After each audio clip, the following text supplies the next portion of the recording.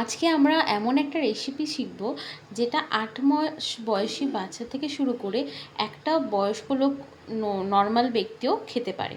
যেহেতু এই রেসিপিটা প্রোটিন রিচ, সুতরাং এটা একটা ওয়েট লস জার্নিতেও ভালোভাবেই হেল্প করবে।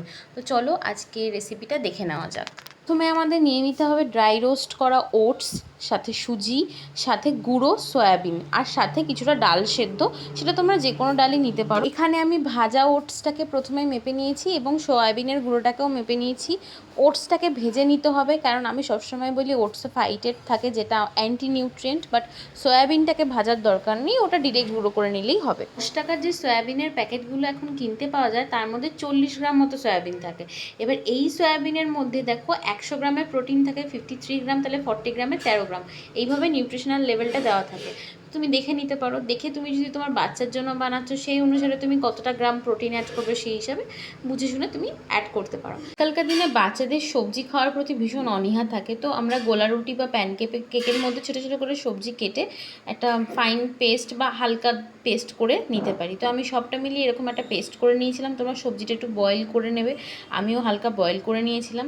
আচ্ছা, তেল নিয়েছিলাম আমি 15 গ্রাম মতো, 15 ml মতো আমি তেল নিয়েছিলাম। তারপর অয়েল ব্রাশ ইউজ করে আমি ব্রাশ করে করে গোলা রুটিগুলো করেছিলাম। তো আমার খুব সামান্য তেল লেগেছিলো, বেশি লাগেনি, মানে 10 গ্রাম দিয়েছিলাম, 15 গ্রাম নিয়েছিলাম, কিন্তু লেগেছিলো 10 গ্রাম মতো কিংবা তারও কম।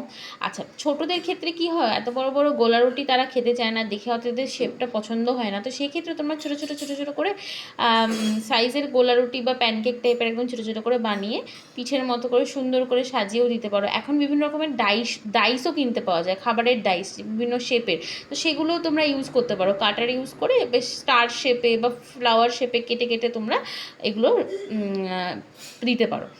দেখো, ডিপ ফ্রাইও হয়নি ব্যাপারটা, একদম শেঁকা ব্যাপারটা এসছে। তো একটা 8 মাসের বাচ্চার ক্ষেত্রে এটা যথেষ্ট হেলদি খাবার। 8 মাসের বাচ্চার খাবারে কিন্তু আমি কোনোভাবেই নুন লঙ্কা এগুলো ইউজ করতে পারবো না। 1 মাসের বাচ্চাদের জন্য এগুলো ফিঙ্গার ফুড হিসেবে কাজ করবে। যদিও তাদের দাঁত উঠে না থাকে, তারাও খাবারগুলোকে কামড়ে খাওয়ার চেষ্টা করে মাড়ি দিয়ে, তো তাদের জন্য, তাদের ফুড হ্যাবিট তৈরি করার জন্য এই খাবারটা বেস্ট। এরকম ধরনের খাবার যদি আমরা ওদেরকে সবসময় বানিয়ে দিতে পারি মাঝে মাঝে, তাহলে ওদের খাবারের প্রতি একটা ইন্টারেস্ট তৈরি হবে, খাবারের প্রতি তাদের অনীহা তৈরি হবে না, ভয় পাবে না, আনন্দ করে খেলার ছলে খাওয়া দাওয়া করবে। 1 বছরের বাচ্চার ক্ষেত্রে নুন লঙ্কা সম্বার এগুলো ইউজ করা যাবে। আর এটা অ্যাডাল্টদের জন্য, যারা ভাবছো মিক্স সিড খাবে তারা ডালের মধ্যেও মিক্স সিড মিশিয়ে খেতে পারো। জন্য এইটুকুনি, তবে ভালো থেকো, সুস্থ থেকো, আর ভিডিওটাতে কমেন্ট করতে ভুলো না তোমাদের কেমন লাগলো, আর অবশ্যই শেয়ার করে দিও। টাটা।